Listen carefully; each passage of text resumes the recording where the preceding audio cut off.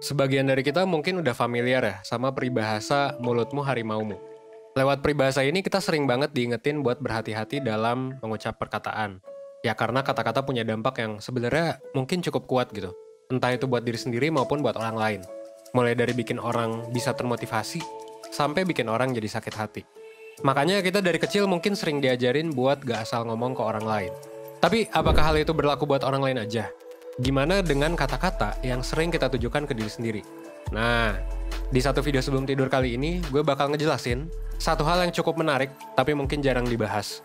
Gue bakal ngebahas tentang gimana kata-kata itu bisa punya dampak yang powerful, dan ngebuat lo yang sekarang mungkin lagi stres atau overthinking, bisa terbantu dan memanfaatkan kata-kata ini buat keluar dari keadaan lo sekarang, yang mungkin memang sedang memburuk. So, lo tonton videonya sampai habis, biar lo bisa dapet keseluruhan insight-nya, oke?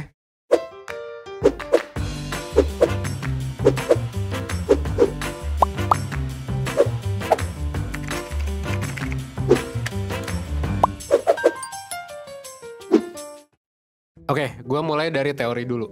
Jadi gimana sih sebenarnya kata-kata itu bisa ngaruh ke diri kita? Well, ini bisa kita telusuri dari gimana otak kita merespons kata-kata. Kalau menurut buku yang ditulis oleh Newberg dan Waldman, sebuah kata itu ternyata bisa ngaruh ke ekspresi gen yang punya peran buat meregulasi stres. Kata-kata positif, misalnya aja peace gitu ya, damai, dan juga love, cinta, itu bisa memperkuat aktivitas otak di daerah lobus frontal. Hal ini yang bakal ningkatin fungsi berpikir kita, dan pada akhirnya memperbesar peluang buat merespons masalah dengan lebih baik. Daerah ini yang tadi menyala juga ketika yang melihat kata-kata itu, juga nyambung ke daerah yang namanya motor cortex, atau daerah yang fungsinya adalah ngegerakin lo untuk ngelakuin sesuatu. Nah kasarnya sebenarnya kata-kata itu bisa bikin lo termotivasi buat take action ketika ada masalah. Itu kata-kata positif, berbeda dengan kata-kata negatif. Kata-kata negatif itu sebaliknya. Menurut sebuah eksperimen yang dilakukan oleh sekelompok peneliti asal Jerman, kata-kata negatif sebenarnya bisa merangsang hormon yang memicu stres dan kecemasan, yang artinya terpapar kata-kata negatif bisa bikin lo jadi lebih gampang untuk stres dan lebih gampang untuk cemas. Mau itu didengar, diucapin, atau sekedar dibayangin. Sampai di sini mungkin udah jelas ya, dampak objektif dari kata-kata. Makanya kita sering dianjurkan buat berkata yang baik, biar bisa ngasih dampak yang baik juga buat orang yang denger. Yang banyak orang gak sadar adalah kita sebenarnya sering ngomong ke diri sendiri daripada ke orang lain. Jauh lebih sering. Kalau menurut sebuah riset, otak kita itu mikirin lebih dari 6.000 pikiran setiap harinya. Pikiran-pikiran ini termasuk saat kita ngobrol sama diri kita sendiri. Atau istilah kerennya adalah self-talk. Lo mungkin pernah ya, misalnya pas ngaca, pagi-pagi gitu ya, lo mikir, cakep juga ya gue hari ini gitu. Atau kalau lo typo atau kalah main game, lo bilang kayak, jir bego banget gue, gitu. Nah, hal-hal kayak gini sebenarnya bisa dibilang adalah saat dimana lo self-talk sehari-hari. Lo ngobrol sama diri lo sendiri. Dan sama aja sebenarnya kayak pas ngobrol ke orang lain.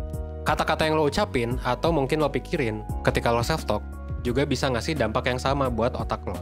Misalnya di penelitian dari Jerman yang gue sebut tadi. Self-talk negatif itu punya peran dalam memicu atau memperkuat kecemasan pada anak. Nah jadi, kalau misalnya lo ngerasa belakangan ini lo gampang cemas, stres atau overthinking, salah satu hal yang bisa lo lakuin adalah nge-track. Kira-kira self-talk lo itu akhir-akhir ini kayak gimana? Banyakan yang positif, netral, atau justru negatif gitu. Kalau ternyata banyakan yang negatif, ya nggak apa-apa sih, nggak usah panik dulu. Wajar aja karena mungkin kalau lo belum sempat diajarin tentang ya hal-hal kayak gini gitu kan, baik di sekolah atau sama keluarga lo di rumah, ya makanya sebenarnya itu adalah salah satu alasan 1% juga. Ya karena banyak hal-hal kayak gini yang mungkin nggak diajarin gitu. Skip kita diajarin di sekolah selama belasan tahun tentang hal ini. Dan itulah alasan kenapa 1% ada. Kenapa kita nyediain berbagai macam layanan untuk ngajarin hal-hal penting dalam kehidupan kayak gini yang mungkin belum ke cover atau belum diajarin sama kurikulum pendidikan kita. Tapi ya, meski wajar, sebenarnya sebaiknya lo mulai kurangi self-talk yang negatif gitu.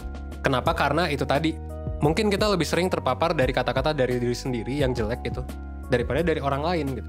Sampai sini mungkin ada dari lo yang mulai mikir, wah gue udah dari lama nih kebiasaan self-talk negatif, gimana dong gitu.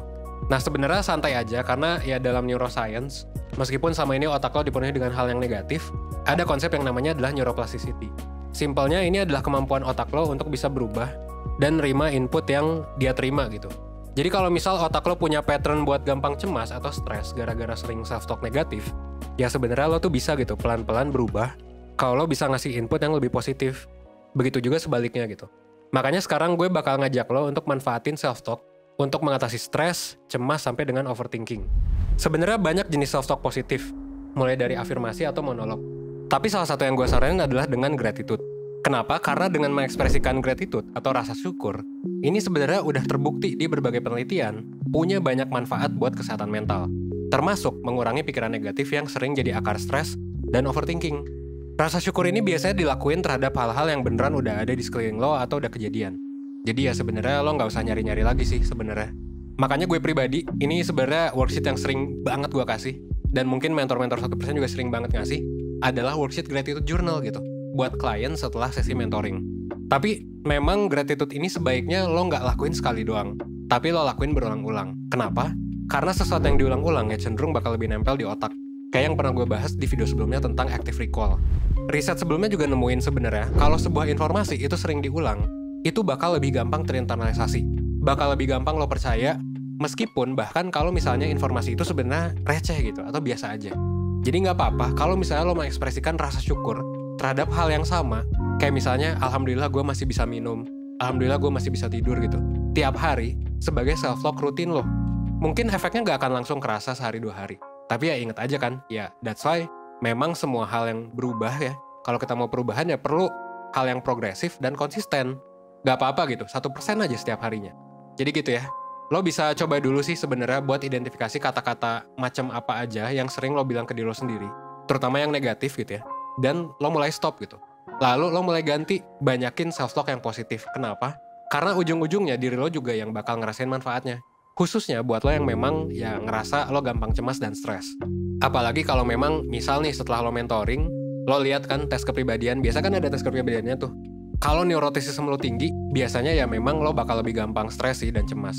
Nah hal lain yang harus lo inget adalah, kalau lo stres dan overthinking, itu tuh masalah yang multifaktor. Jadi bisa aja penyebabnya tuh cukup kompleks.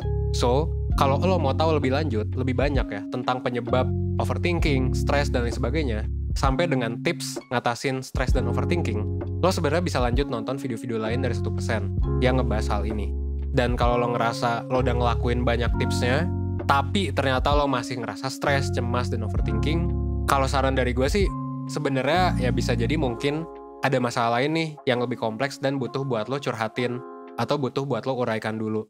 Jadi gue sangat amat menyarankan lo untuk ikut layanan konsultasi bareng mentor 1%. Kenapa? Karena di sana, lo bakal dibantu sama mentor profesional yang udah terlatih dan berpengalaman untuk ngebantu ribuan orang mengatasi berbagai macam masalah, termasuk masalah overthinking, stres, sampai mengubah kebiasaan buruk.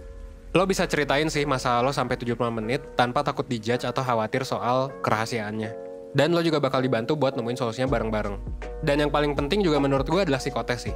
Karena lo bisa tahu, pertama tingkat stres lo kayak gimana, kayak levelnya tuh segimana. Biasanya kalau di atas 20 ya berarti lo mungkin memang udah butuh mentoring, udah butuh curhat banget, atau bahkan konseling.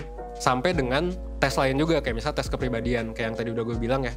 Biasanya cemas dan overthinking itu atau stres itu berhubungan sama neuroticism. Ada juga tes minat karir yang bakal ngebantu lo untuk nemuin gitu, karir mana sih yang sebenarnya cocok, atau jurusan mana sih yang sebenarnya cocok. Karena mentor ini juga terbuka untuk remaja. Jadi ada mentoring remaja juga.